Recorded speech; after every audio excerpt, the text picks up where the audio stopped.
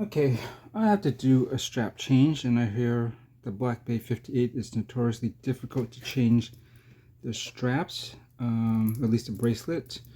So I hear a tool such as this, a spring bar tweezer or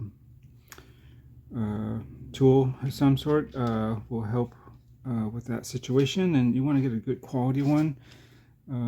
This one was about, I think, right around $90 or so from Esslinger. They have this is the ergonomic curve one. You can see it's got a angle here, and come on, zoom in. And it's got replaceable tips. So you can, I believe, you can swap these, although they're so small I can barely tell the difference. I think this one is wider by a little bit, so I got to see which one will work better. I may want to go wider, and it comes with a set of tools here to swap the ends. So you just unscrew the piece and you can flip it, or you can probably replace it. They give you these two, which I guess these are, I don't think they're rubber, they're some sort of nylon or something. I guess if you need to tweeze something, you can, and it'll be less abrasive because of that. But I'm not using that, so we shall see.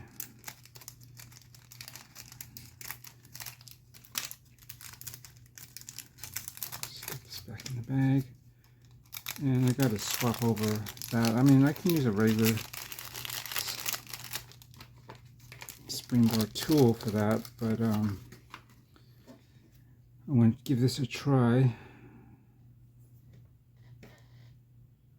And you want a good quality tool that's got really good steel for these, because these can break pretty easily if they're really cheap. And I think what helps with this is I used to have some other set that had like these knobs here that you can tighten this, I don't know, collar, I guess, and you slip in the different tool heads, but they're round. So then I think those are more difficult because you have to physically like get, you know, they're independent. So you got to make sure, you want to try to make sure these two are the same height, and then also it can rotate along that axis as well. So then you got to make sure that they're actually, you know, straight in line, not like one like this or like that. And so it could be a bit difficult to get them all set up really even. This is just pretty straightforward. You just screw it and it just bolts into place. There's not really much fidgeting with that. It's pretty straight. You know, it always should be all aligned if these were well made. You get an angle in there, I guess. And also, I think these are the way they grip, as opposed to the other one I have. I don't have that tool with me. Do I? That's over there, but those tend to be more V-shaped, and so you're dealing with like an open angle, I guess you could say. And so when you're trying to grip on something, it's already like, it does, you know, it doesn't have a positive like grab on it. It's kind of open. So you're trying to grab something open-handed, you know, or hold it like that, and there's a chance for it to just, a spring bar, as you can imagine, to like just slip out and pop out that way. Versus these are basically more they're held a bit more parallel, so that should facilitate keeping that spring bar in between the prongs, I guess, the tool, and without a little bit less chance of it's trying to slip out on either end or both and flying wherever. So I'm going to show that, or I'm going to attempt this, but I feel that maybe the head of this thing might require the bigger one that's inside here instead. I'll give it a try. Hopefully it'll work. So get in here like that. Oh, let me get my hand in position. If you can get this right, once you compress it, you want to add some pressure for it to push that spring bar out, right? So I'm going to, if I get out of focus, I'm sorry, but you know, I got to concentrate on getting this in here we're trying to do this without scratching, right? Get in there, squeeze and push. I think I got something. It's not coming out. Oh. I always worry about breaking these tips because they seem like they could just slip out. Let's try it again. In there, squeeze and push. Oh, it is easy. And I think these are good, particularly for reinstalling the bracelet, because if you just have a single, you know, spring bar tool, which a lot of people usually have, you gotta basically finagle like one side of that spring bar in first at a weird angle, and then the other one you gotta try to slip in there. Hold on a second, I gotta do this right. Want to hold it right and apply pressure so that when you're ready, you squeeze it, it'll pop itself out. So get in there. Minimize scratches. Squeeze and pull. And there we go. And I'm just trying to sort of make sure that there's these fine points on these things. And I know that on the cheap ones, they can break really easily. You know, right there, you can see on the left and right of it, right? Very fine. Those can tend to break, but if it's good steel, like this seems to be, there should be no problem. So there we go. Because I want to, as much as I will plan to keep this on the bracelet, because I love this T-Fit, I have the strap. Where the hell did I put it? Oh. I have, this came with it. I do want to try this, and it's a little bit different. The spring bars are built into the strap. As you can see here, it's not just a pass-through, it's actually part of the strap, so it'll physically hold there, and there's no pass, you know. That's a pretty good system. It's going to hold its place and all that. This does seem pretty tight, but I can open it up more. And this is not elastic like parachute material like Marie Nationale or the ones from Erica's Originals. This is definitely like a solid weave, and there's no real stretch to it. But it should be pretty cool. But I also wanted to try this on a brown leather strap. This was on my Baltic. Well, this is not a Baltic strap. It came on just a dark blue Tropic strap. But I always like seeing a bronze watch paired with a nice brown leather. And I had bought an extra buckle back then when I had my Aquascaphe bronze with the blue dial. Check back my old videos, because I was planning to do this and I wanted to make sure I had matching hardware. I always love matching hardware. I can't stand it if this is like PVD or like black PVD, that is. Gold, yeah, but it's not going to patina, and I don't like to mix and match stainless steel with that. And vice versa. If I got a black PVD watch, got to make sure the hardware is black PVD as well. Unless there's enough silver, stainless steel, you know, that color on the watch, maybe you can get away with it. But usually the main bulk of the body of the watch, if it's black, match it with that. If it's silver, match it with silver. If it's bronze, match it with bronze. But anyways, the Baltic bronze for me seems closest to the alloy tonally of the Tudor. It's more goldish. I'm not sure what alloy they are using, but definitely is not the same as a lot of more common, I would say more common, I think, is CUSN8, which has more copper-based alloy, you know, material in it. And you can see it's more, you know, coppery, more reddish or orange or brown.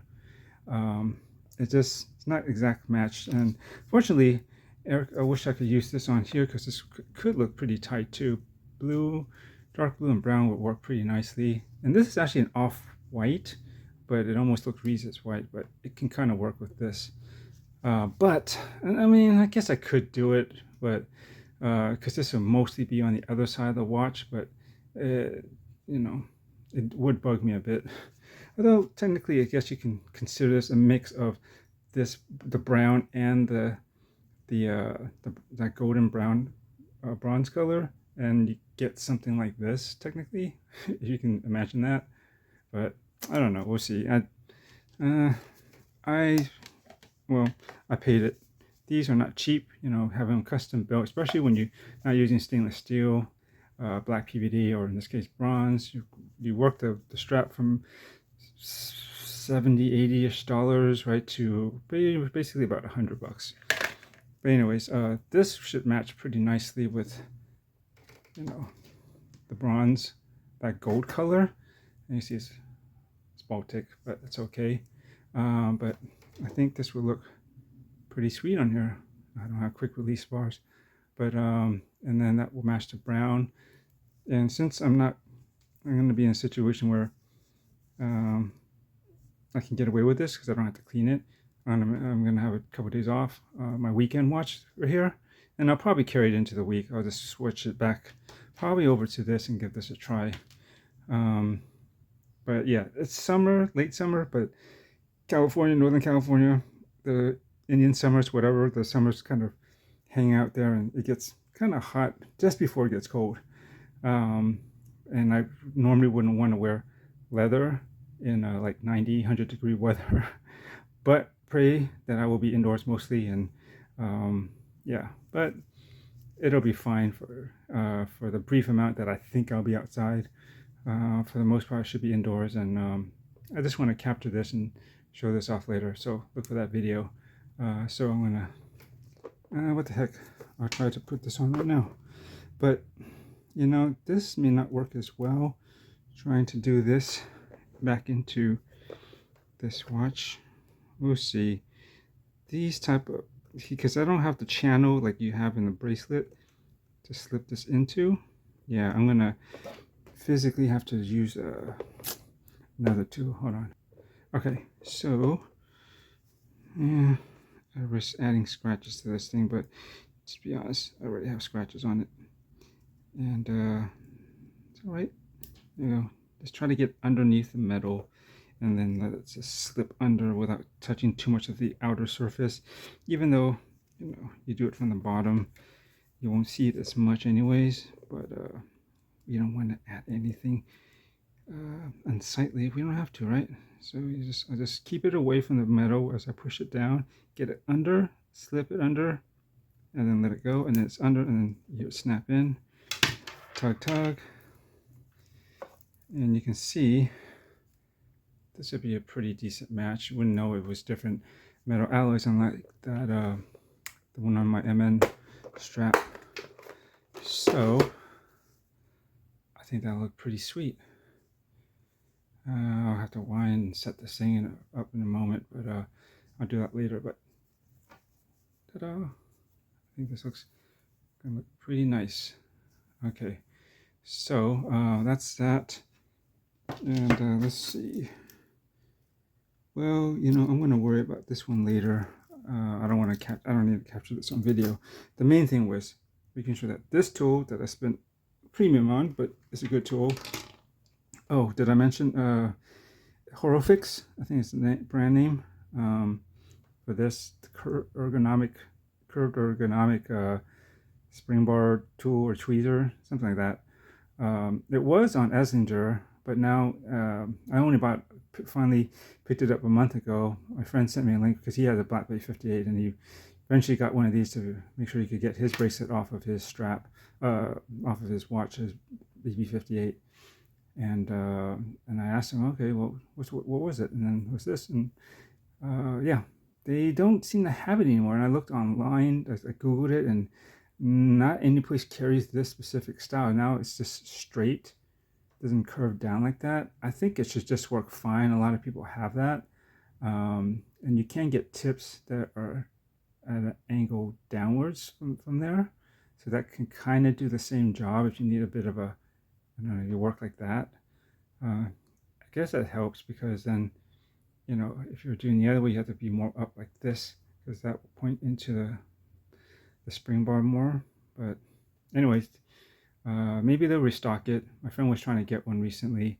He finally decided he wanted it, but and he told me that the link didn't work, and it's like, oh, I don't think it's on there anymore. And I checked, and it doesn't seem to be on there. So I don't know. I got this about a month ago, and I guess it sold out. I must have got the last one or something. Anyways, that's it. I'm gonna clean this up. So thanks for watching, and stay tuned for other stuff. Enjoy your watches. I forgot to mention, I wanted to add this at the end of the video. For my bracelets in particular, I like to keep the original spring bars with the bracelet when I put it away, when I got something else on the watch. And so when I store this away, because I have things that my storage system sometimes moves around, or if I'm looking for something, another strap, and this could still be in there and it can move around, and it wouldn't be such a big deal. But I don't like it when like the spring bar, some of these bracelets, like the spring bar can be pretty loose at the ends. Sorry, it's kind of dark. Let me turn on my light.